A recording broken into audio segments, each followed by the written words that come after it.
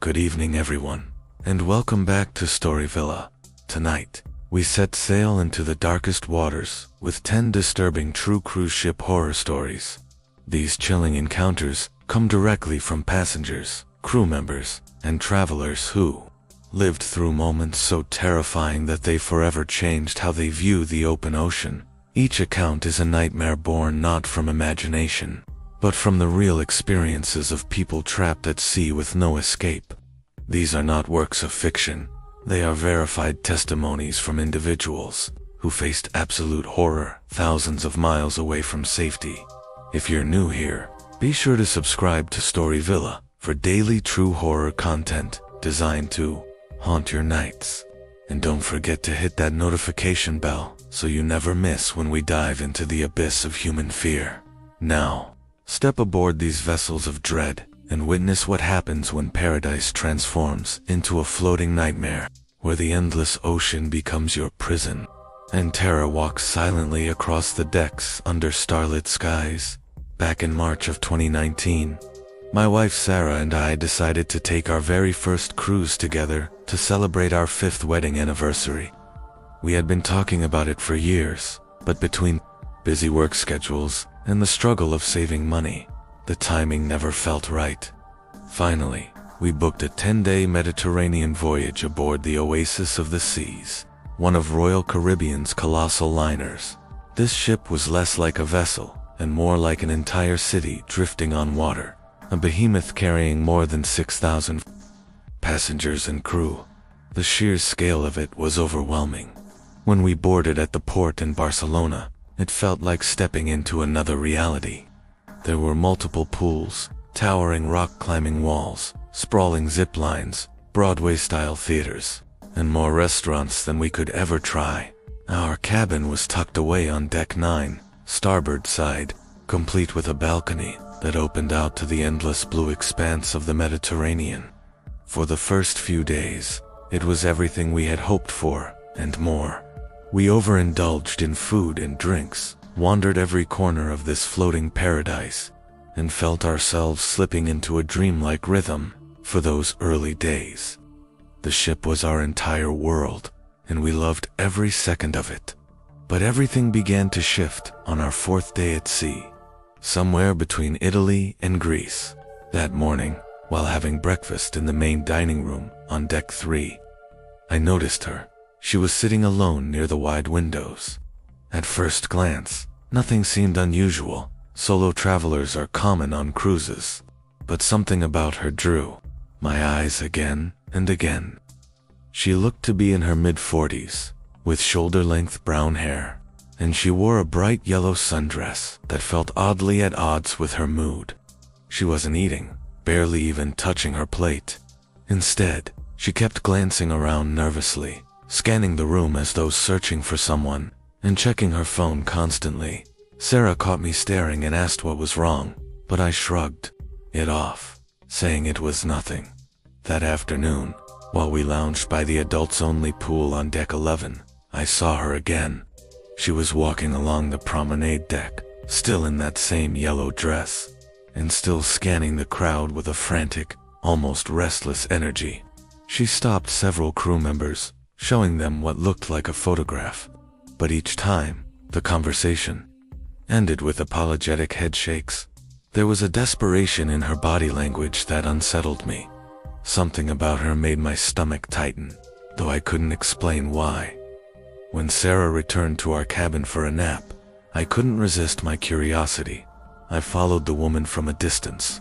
She moved quickly, determined, and I trailed her as she made her way to the guest services desk on deck 4.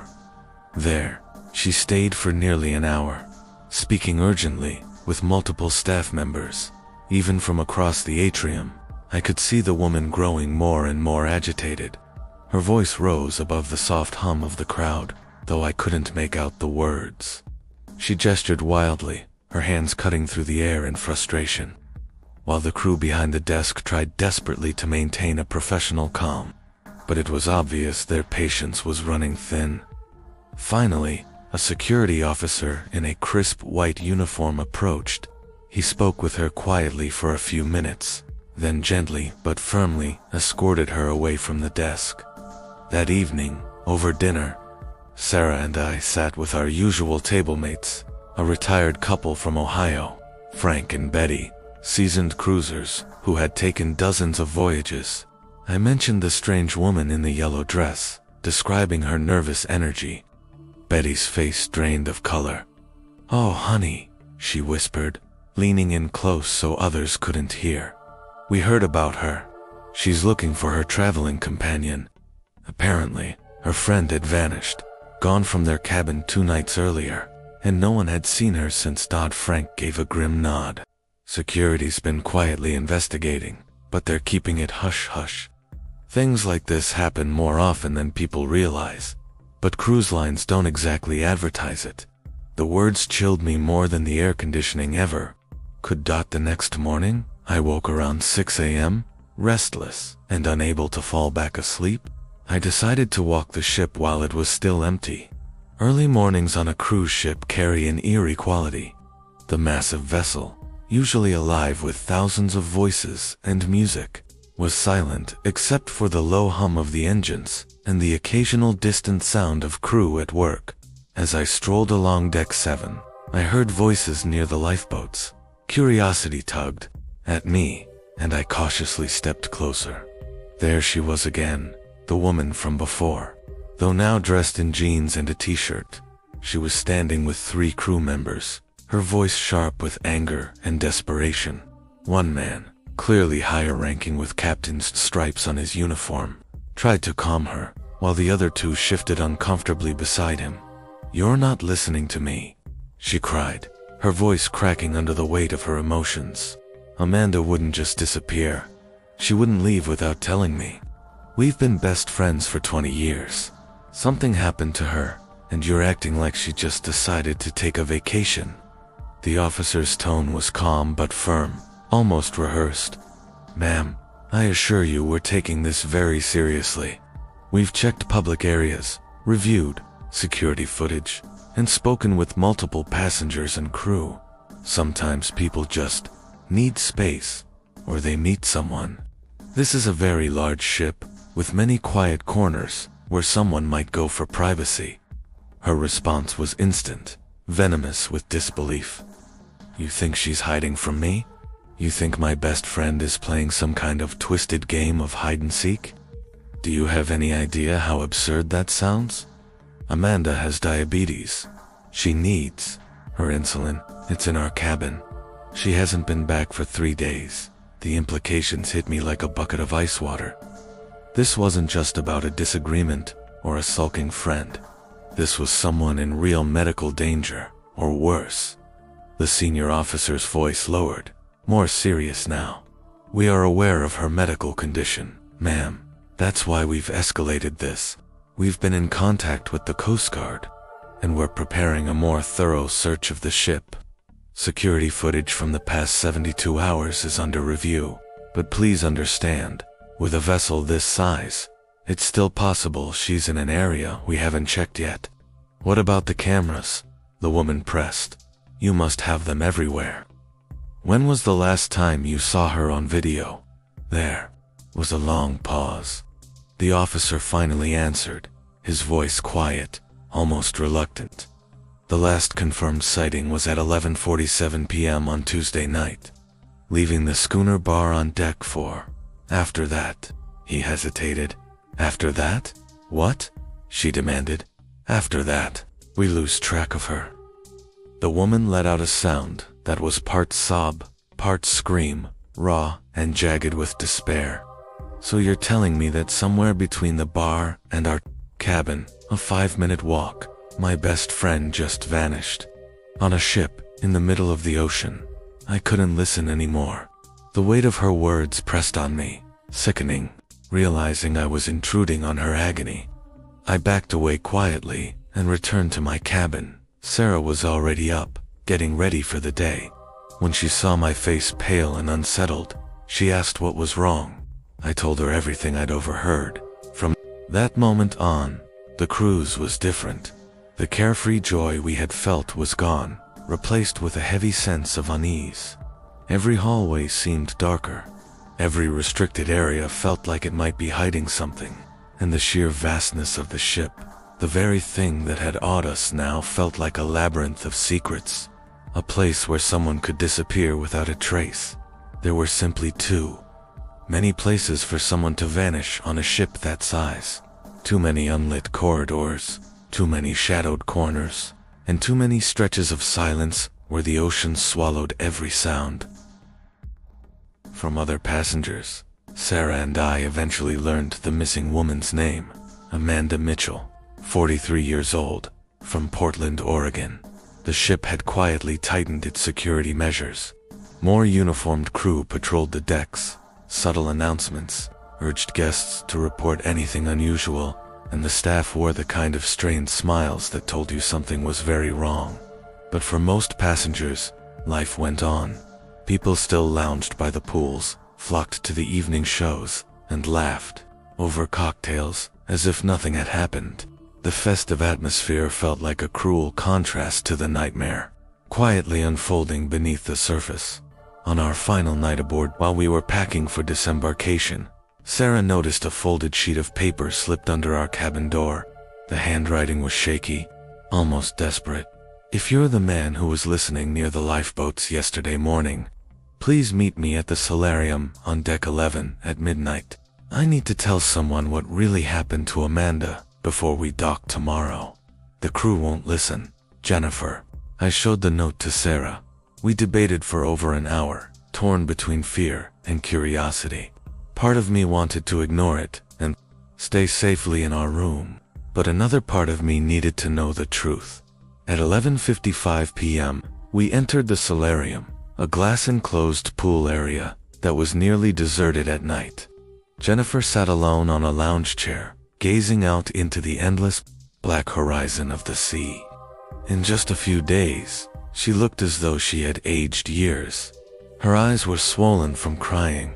When she saw us, she managed a tired smile and whispered her thanks for coming. Then she told us everything. Amanda didn't just disappear, she began, her voice trembling. She was afraid. Someone on the ship was stalking her. She'd been finding strange messages slipped under our cabin door, and she told me more than once that she felt followed. At first, I thought she was just being paranoid, but she was scared, genuinely terrified. The night she vanished, she went to meet someone at the bar, someone who claimed to know who was behind the threats. She never came back. Jennifer explained that she had begged security to take the harassment seriously. Instead, they dismissed it as cruise ship drama. Even after she showed them the threatening notes she'd found in their trash, the officers brushed it off. If Amanda threw them away, they told her, it's because she didn't think they were important. Their official stance was that Amanda had probably been drinking and wandered off somewhere to sleep it off. But Jennifer knew better. We docked in Barcelona the next morning, and I never found out what became of Amanda Mitchell. Jennifer gave me her contact information, pleading with me to reach out if I ever learned anything. But I never heard from her again. Back home, I searched online for news reports about missing cruise passengers. What I found shocked me. Dozens of cases, stretching back years, people vanishing without explanation from these so-called floating cities. And far too many of those cases were never solved. That cruise changed everything I thought I knew about safety at sea. I had believed cruises to be secure, controlled environments. Instead, I realized just how vulnerable we all are once the shore disappears behind us. The ocean is vast and merciless, and once a ship crosses into international waters, the rules of law enforcement blur into gray areas where justice becomes almost impossible. I still think of Amanda Mitchell sometimes. Did she fall overboard by accident? Was she pushed?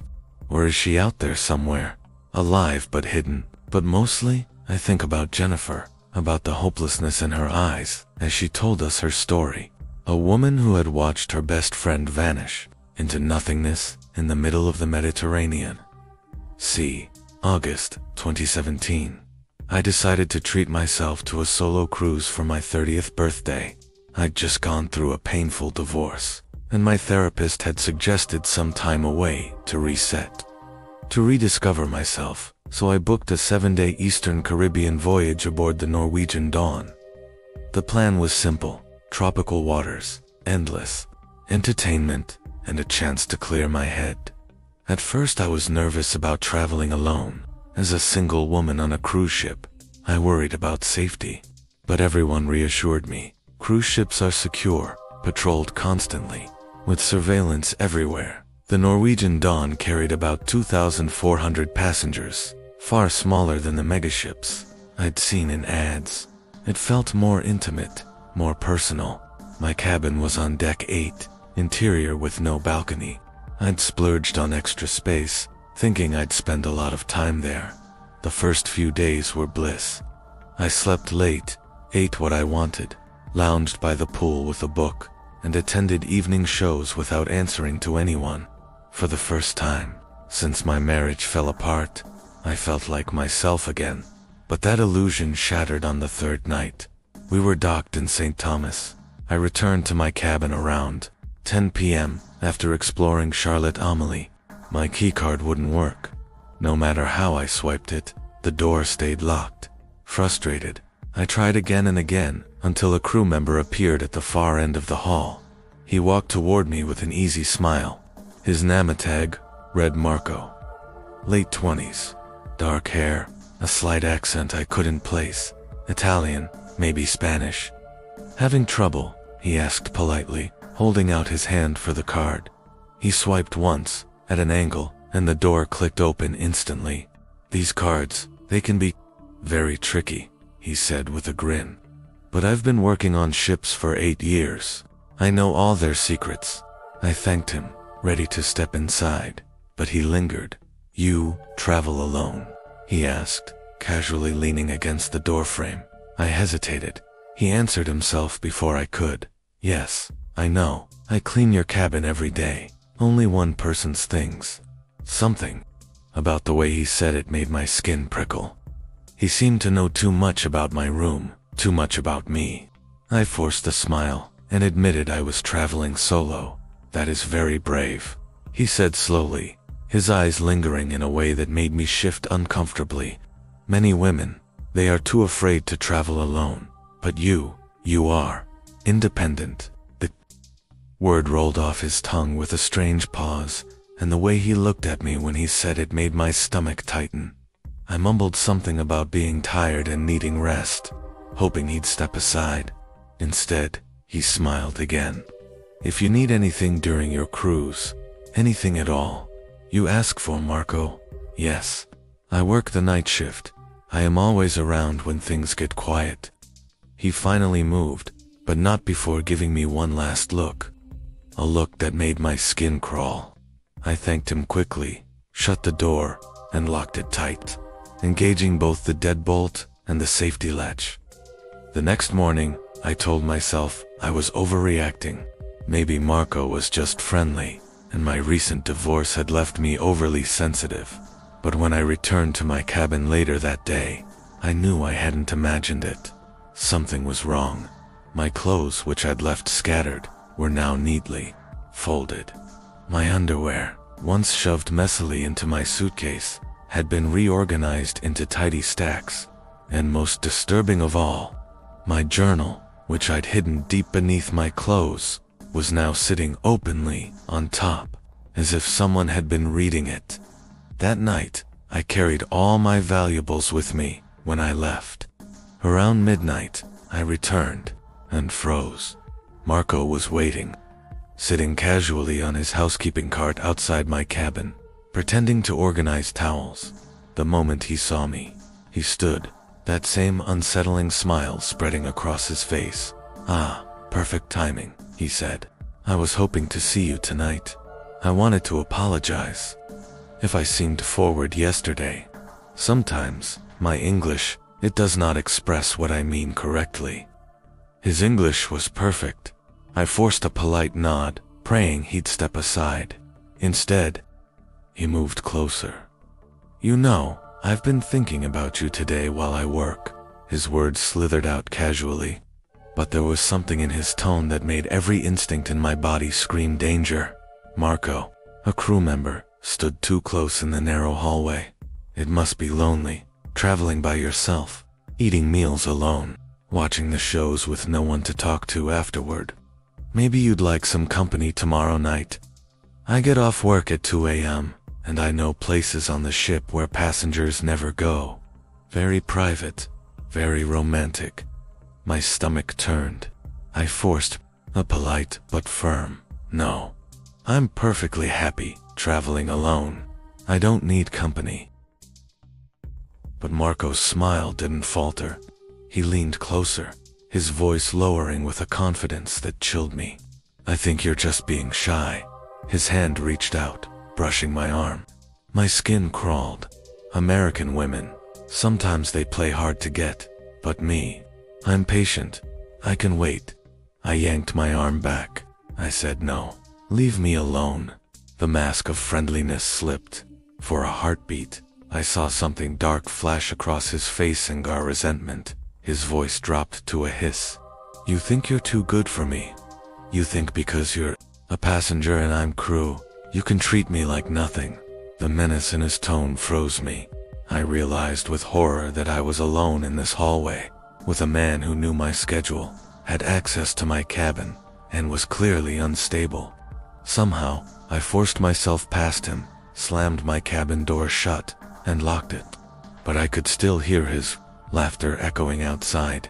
Over the next 2 days, his behavior escalated. Wherever I went, by the pool, in the dining room. Even at the shows, Marco was there, watching. Never approaching directly, but always making sure I noticed. And back in my cabin, things weren't right. My toiletries were moved. My clothes, disturbed, obviously handled. Once, I found a note tucked into my journal. 3 chilling words, scrawled in handwriting I didn't recognize. Soon, panic surged. I reported Marco to guest services, but the woman behind the desk just smiled politely. Crew members are thoroughly screened, she said. Sometimes, cultural differences cause misunderstandings. Don't worry, we'll remind him about professional boundaries. They thought I was oversensitive. I knew I wasn't. That night, sleep was impossible. At 3 a.m., I heard the electronic beep of my keycard reader. Then, the handle turned. My heart stopped. Whoever was outside kept swiping, over and over. The sound of the mechanism failing against the interior latch. The latch, thank God for the latch. It was the only thing keeping him out. For 10 agonizing minutes, he tried. The handle rattled. Silence. Then footsteps fading down the hall. At dawn, I stormed back to guest services and demanded security. This time, they listened. Captain Rodriguez, head of security, was a sharp-eyed, no-nonsense woman. When I explained, her expression hardened. Crew members do have master key cards, she admitted, but they're only for emergencies or with authorization. Whoever tried to enter your cabin at 3 a.m. committed a serious breach. Within hours, the truth came out. Confronted, Marco first denied everything. Then, disturbingly, he claimed he'd been checking on me because I was a vulnerable solo traveler. Security searched his quarters. What they found made my blood run cold. Dozens of photos, me at the pool, at dinner, walking the ship. Pictures I never knew were being taken. And worse, similar photos of other women alongside them. Stolen items, jewelry, underwear. Marco was confined to quarters until we reached Miami, where authorities would take him. Captain Rodriguez assured me this was rare, that they'd review screening procedures. She even offered to move me to another cabin. But all I wanted was off that ship. The trip that was supposed to be healing had become a nightmare. What haunted me most wasn't just Marco Witt, was how easily he had accessed my space, my belongings, my life. I had been sleeping in a room that a predator could enter at will. That thought alone still gives me nightmares. I never set foot on another cruise again. To this day, in every hotel room, I obsessively check locks and latches before I can even begin to close my eyes. November 2020, the height of the pandemic.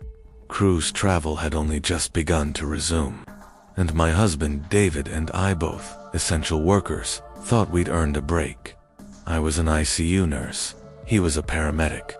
We'd lived in trauma for nearly 2 years, and the idea of a 14-day transatlantic voyage from Miami to Southampton felt like salvation.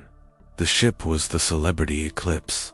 Sleek, massive, capable of holding nearly 2,850 passengers. But thanks to strict COVID protocols, only about 1,200 were aboard. Mandatory testing, reduced capacity, enhanced medical facilities. It felt safe, safer than life back home, and the emptiness. It was intoxicating. No crowds, no long lines. The ship felt spacious, private, almost ours alone. Our balcony cabin on Deck 7 overlooked the endless Atlantic, and for the first few days, it was bliss. The stress melted. For the first time in months, we could breathe. But peace is fragile. On the 6th day at sea, somewhere 800 miles from the nearest land, everything changed. We were having lunch at the Ocean Caf buffet when the commotion started. At first, it was just the sound of a tray clattering, but then I saw him, a man in his 60s, carrying a plate of food, suddenly collapse mid. He crashed to the floor, his wife screaming as passengers rushed to help. The idyllic calm of the cruise shattered in an instant. At first, it looked like Robert had simply tripped or fainted. But when David and I rushed over, our medical instincts taking over immediately, we realized this was far more serious. Robert was conscious, but in visible agony. His breathing was shallow and labored. His skin had turned a frightening grayish pallor, and his hand clutched his chest, as though trying to keep his heart from breaking apart. His wife, Patricia, was on her knees beside him, tears streaming down her face, begging to know what was wrong. As an ICU nurse, I'd seen this scenario countless times before. I knew, with a sinking feeling in my gut, Robert was having a massive heart attack. David quickly began checking Robert's vitals while I crouched beside Patricia, trying to keep both her and Robert calm. Within minutes, the ship's medical team arrived, a young doctor and 2 nurses, all of them looking much less seasoned than I'd hoped. The ship's physician, Dr. Martinez, couldn't have been older than his early 30s. He was soft-spoken, but as he examined Robert, I saw the concern deepen in his eyes. The decision was immediate. We needed to get Robert to the medical center on Deck 2. The team had a stretcher and basic life support equipment, and we maneuvered him through the long ship corridors. But even as we moved, I couldn't ignore how ill-equipped the setup appeared. No advanced cardiac equipment, no trauma response units, just the bare minimum. The ship's medical center was larger than expected, but it was still only a small clinic. A few exam rooms, basic diagnostic tools, maybe 6 hospital beds. Dr. Martinez moved swiftly, working to stabilize Robert. But it quickly became obvious. This clinic wasn't built for an emergency of this scale. They had an EKG, some medications, and oxygen, but no advanced cardiac care, no cath lab, no surgical capability. Hours passed, and despite their efforts, Robert's condition worsened. Patricia was allowed to remain with him, her sobs echoing down the narrow hallways. Dr. Martinez pulled us aside in private, his voice heavy. Robert needed immediate cardiac catheterization, maybe even emergency surgery, both impossible on a ship floating hundreds of miles from shore. The nearest capable facility was more than 500 miles away. Even at top speed, the ship wouldn't reach land for at least 18 hours. The captain diverted course toward the Azores, the closest hospital with cardiac services, while Dr. Martinez consulted specialists on land via satellite. They guided him step by step, but the truth was cruel. Time was not on Robert's side. By nightfall, Robert's condition had spiraled into critical, and then, at around 2 a.m., Patricia's screams tore through the silence, waking half the ship. Robert had gone into cardiac arrest. The medical team fought with everything they had. I watched through the glass as Dr. Martinez performed CPR for over 40 minutes long, past the point most hospitals would have called it. His face was tight with desperation, as though he was battling not just Robert's failing body, but the crushing limits of shipboard medicine. At 2:47 a.m., Robert was pronounced dead, still more than 300 miles from port. The sound Patricia made in that moment is etched into me forever, a raw, animalistic wail that came from the depths of her soul. David and I held her as we cried with her. We had lost patients before, but this felt different. This felt preventable. Had Robert collapsed in a hospital instead of at sea, he might have lived. The horror didn't end with his death. The ship had a small morgue on the lower decks, where Robert's body would remain until landfall. Patricia now faced the unthinkable: either continue the cruise with her husband's body locked below, or attempt a costly and uncertain emergency evacuation. In the end, she chose to stay, continuing to Southampton, where family could help with arrangements. For the rest of the cruise, the atmosphere shifted. Laughter faded. The ship was cloaked in a somber quiet that no show, no activity, no entertainment could dispel. Dr. Martinez himself seemed shattered. In quiet conversations with us later, he admitted this was his nightmare scenario: a critically ill patient needing advanced care he couldn't provide. For 5 years, he'd treated seasickness, minor injuries, routine illnesses, but Robert's case exposed the raw truth. Cruise ship clinics are little more than urgent care facilities. Strokes, heart attacks, major trauma, they simply aren't equipped for it. That reality haunted us. When you're in the middle of the ocean, far from hospitals, you're gambling with your life. Patricia stayed in touch with us afterward. She filed a lawsuit against the cruise line, accusing them of misrepresenting their medical capabilities. Her lawyers argued that Robert could have survived if the ship had carried more advanced cardiac equipment, or if a cardiologist had been on staff instead of a general practitioner. The case was eventually settled quietly out of court. But the message was clear: what passengers believe about onboard medical safety and what's actually available are two very different things. Back in October 2016, my girlfriend Rachel and I boarded the Norwegian Breakaway for a repositioning cruise from New York to Fort Lauderdale. Repositioning trips were marketed as a cheaper way to experience luxury cruising since ships had to relocate for the season. Tickets were sold at a fraction of the cost. A full 7 days at sea, with all the glamour of a floating city, for less than half the price. It seemed like the perfect romantic escape. The Breakaway was a giant, over 4,000 passengers and crew. 18 decks stacked with restaurants, bars, theaters, pools, and endless activities. Our cabin sat on deck 10, starboard side, with a private balcony overlooking the Atlantic. As we sailed out of New York Harbor, past the Statue of Liberty, everything felt picture perfect. The October air was crisp, the sea calm, the city glowing. Behind us for the first day, it was bliss. We explored every corner: the rock climbing wall, the go-kart track, the Broadway shows, the endless dining. It was a floating paradise. But on the second day, things began to change. The ship's officers had been tracking a developing system off the Carolina coast. At first it was brushed off as a minor tropical disturbance, but rapidly, frighteningly, it intensified into something far worse.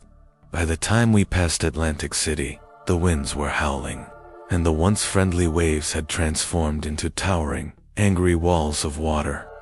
The ship rocked so violently that walking became a struggle, and seasickness swept through the passengers. That evening at dinner, the captain made an announcement that still chills me. His voice crackled over the intercom, steady but weighted. "Ladies and gentlemen, we are experiencing what meteorologists now classify as a rapidly intensifying nor'easter. We expect rough seas over the next 48 hours. Please follow safety protocols and avoid outer decks when possible." I assure you, the Norwegian breakaway is designed to withstand severe conditions. What he didn't say, but what we later learned, was that this nor'easter was already unleashing sustained winds of over 70 miles per hour, with gusts reaching 100 hurricane force winds. By midnight, the paradise we had boarded had become a nightmare. The ship wasn't sailing, it was being tossed, battered, hurled across the ocean like a child's toy in a bathtub. Rachel and I clung to each other in our cabin, trying desperately to sleep, when suddenly the ship dropped, as though falling from the sky before slamming back into the sea with a force so brutal it threw us both out of bed. June 2018.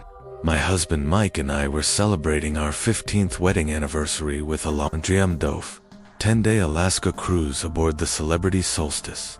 We had always wanted to see the glaciers and the breathtaking wildlife of the Inside Passage, and after years of saving, we finally treated ourselves. We splurged on a balcony cabin. Mike had been working endless overtime to afford it, while I burned through nearly all my vacation days from teaching high school. It was supposed to be the trip of a lifetime, the perfect chance to reconnect, to escape the relentless weight of our daily routine. The Solstice carried nearly 2,850 passengers, but it felt far more elegant than any ship we had sailed before. Deck 7 was our home, and our balcony looked out onto the vast, endless sea. Everything about the ship radiated sophistication, less party atmosphere, more refined calm. Most passengers were couples like us, or retirees with the money and time to indulge in a voyage like this. The first few days felt like perfection itself. Stunning scenery, exquisite dining, and the kind of peace and intimacy our marriage had been starved of. We thought we had found paradise on the water, but paradise has a way of disguising the shadows that hide inside it. It was during lunch at the Ocean View Cafe buffet on our third day that we first met the Hendersons.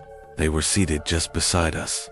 At first, they seemed ordinary enough, a polite couple in their early 60s, making casual small talk about the cruise.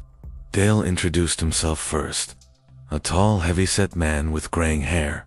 His booming voice carried across the room whether you wanted it to or not. His wife, Susan, was his opposite, small, quiet, her eyes darting nervously. Rarely meeting yours directly. They asked us about our trip so far, our hometown, our plans for excursions. Simple, harmless conversation. The kind of exchange that happens all the time on a cruise, when strangers' lives overlap for a fleeting moment. But sometimes, even the most harmless introductions can grow into something far more unsettling.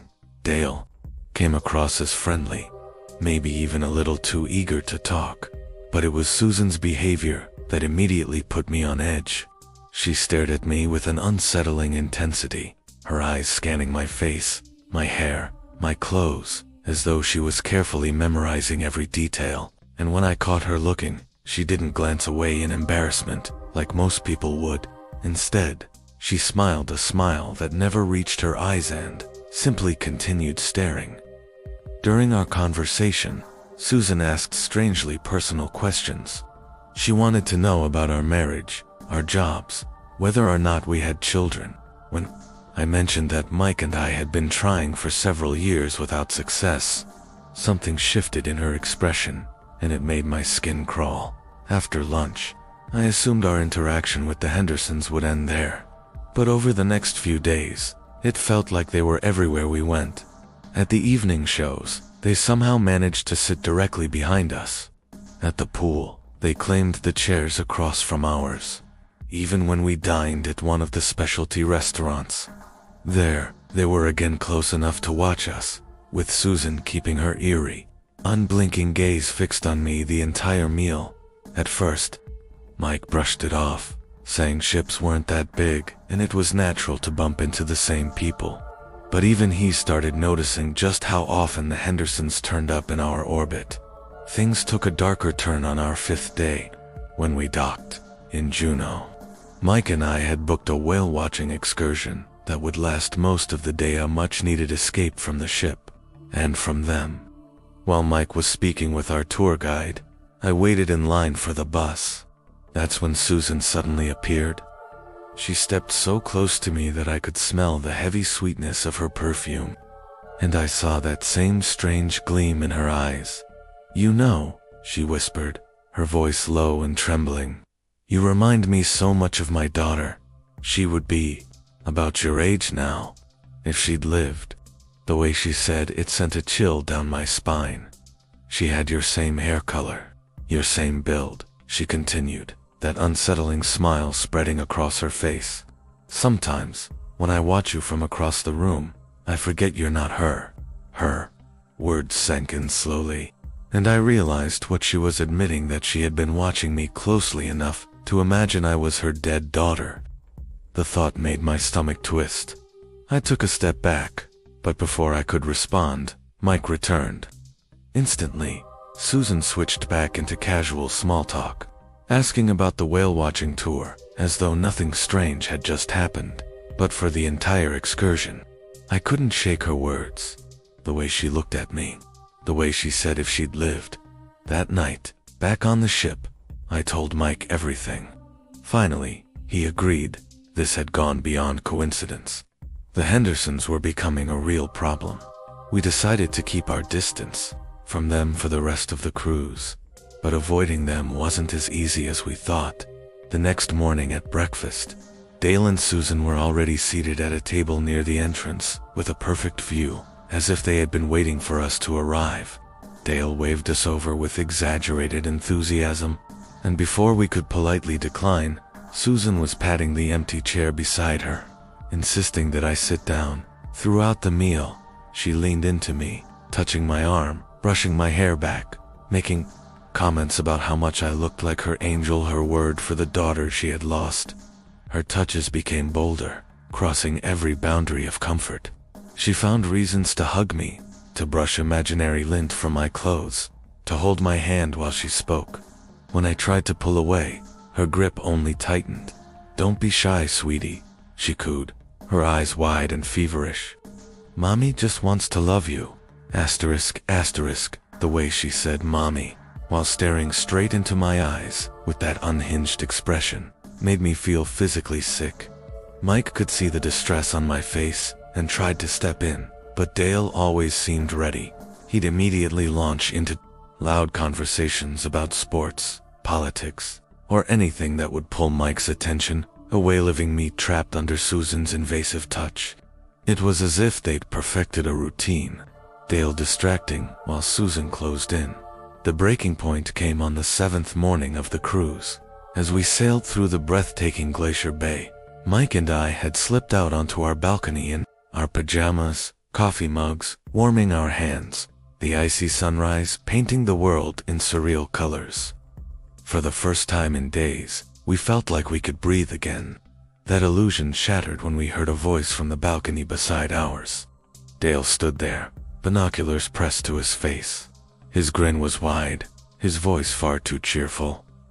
"Morning, neighbors," he called, as though spying on strangers was perfectly normal. "Beautiful sunrise, isn't it? Susan and I love watching. You two love birds. Reminds us of when we were young." The weight of his words sank in. This wasn't the first time. They had been watching us. Private moments that we believed belonged only to us had been their entertainment. Susan appeared, then, stepping into view with a look that froze the blood in my veins. When her eyes fell on me in my pajamas, her expression lit up, equal parts maternal and predatory. "Oh, honey," she cooed, voice dripping with false tenderness. "You look so beautiful in the morning light, just like my daughter used to. Look, would you mind if I took some pictures, just to remember this special time we've shared?" The thought of this unstable woman photographing me in such an intimate moment was unbearable. I fled inside, slamming the sliding door shut and locking it with shaking hands. By that afternoon, Mike and I couldn't take it anymore. We went straight to guest services, desperate for help. But the crew members' response was infuriating. They listened politely, then told us that as long as the Hendersons weren't issuing threats or causing physical harm, there was nothing they could do. Apparently, stalking, touching, and watching us through binoculars didn't qualify as grounds. for intervention. And since we were in the middle of the Alaskan wilderness, far from any port, even if they wanted to remove the couple, there was nowhere to take them. The true horror struck on the 8th night, during the ship's formal dinner. We had specifically requested to be seated far from where the Hendersons usually dined, but somehow they ended up at the table directly across from ours. Susan's stare that night was different, harder, sharper, no longer just unsettling but openly dangerous. Halfway through the meal, Susan excused herself to the restroom. A few minutes later, I felt the urge to go as well. Mike offered to come with me, but I brushed him off, insisting I'd be fine. That choice is one I would regret forever. Inside the women's restroom, the air was cold, silent except for the sound of Susan's voice. She was waiting for me by the sinks, her figure reflected in the mirrors, her smile stretched too wide. Finally, she whispered, blocking the door, "We can have some alone time. I've been waiting so long to tell you how much you mean to me. How much you remind me of my daughter. She died in a car accident 5 years ago, and meeting you, it's like getting a piece of her back." Her voice trembled as she stepped closer, hands shaking as she reached for my face. I froze, heart pounding as her words spiraled further into madness. "I know this might sound crazy," she said, her tone rising with desperate conviction, "but maybe this isn't a coincidence. Maybe God brought you to me, because he knows how much I miss her."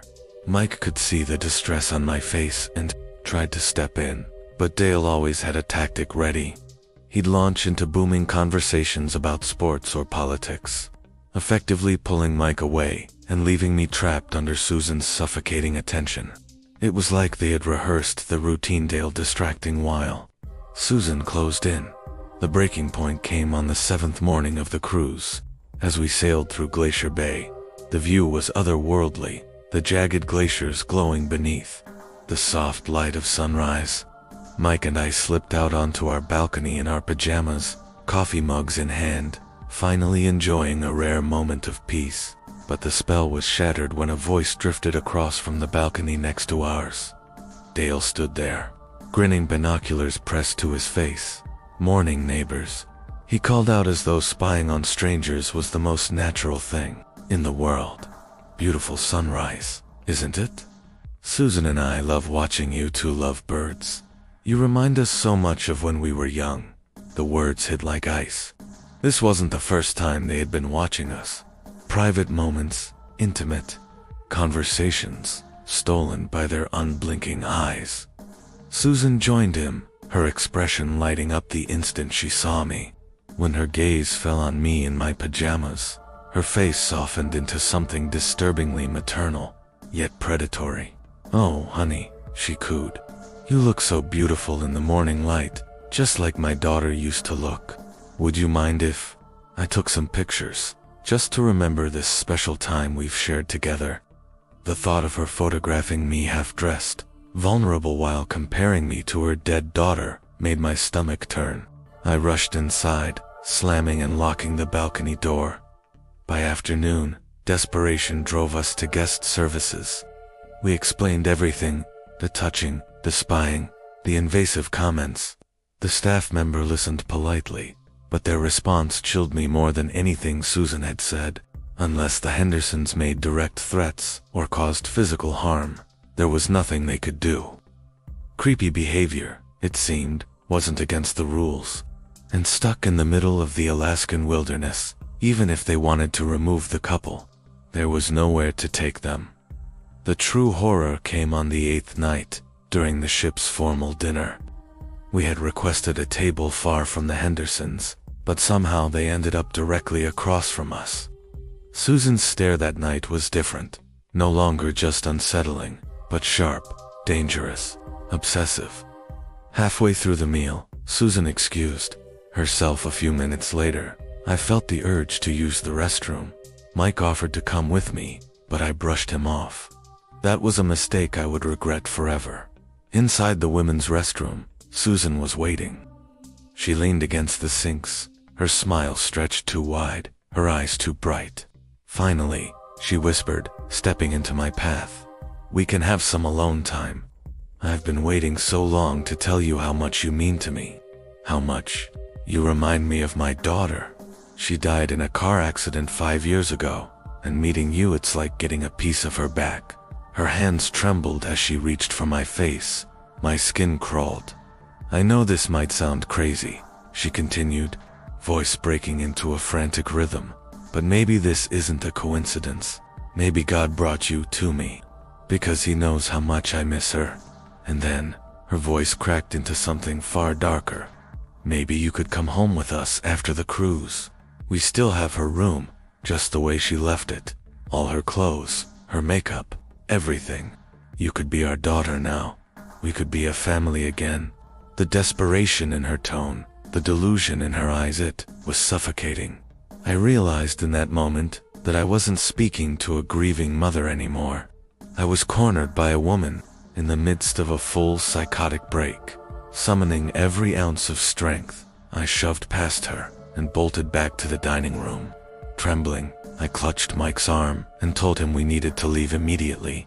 For the rest of the cruise, we lived like fugitives, barricading ourselves inside our cabin, ordering room service, avoiding every public space. Yet even their safety was an illusion. Sometimes, late at night, we would hear knocking on cabin doors in our hallway, followed by Susan's sing-song voice drifting through the corridor. "Sweetie, please don't hide from Mommy." The sound haunted our dreams. When we finally disembarked in Seattle, the nightmare wasn't quite over. In the terminal, we saw them one last time. Susan was sobbing hysterically while Dale tried to calm her. His arms wrapped around her as she wailed about how she had found her daughter and was now losing her again. We hurried past with our luggage, heads down, desperate to put distance between us and the nightmare. What was meant to be a romantic anniversary trip had curdled into a psychological horror story that left us shaken and scarred. The experience taught me something chilling. The most dangerous people you meet aren't always criminals or predators in the traditional sense. Sometimes, they're people broken by grief and lost people whose minds have slipped from reality, whose obsession becomes a prison you can't escape. And on a cruise ship, trapped with thousands of strangers in the middle of the sea, you never truly know who you're traveling with, or what kind of darkness they might be carrying with them.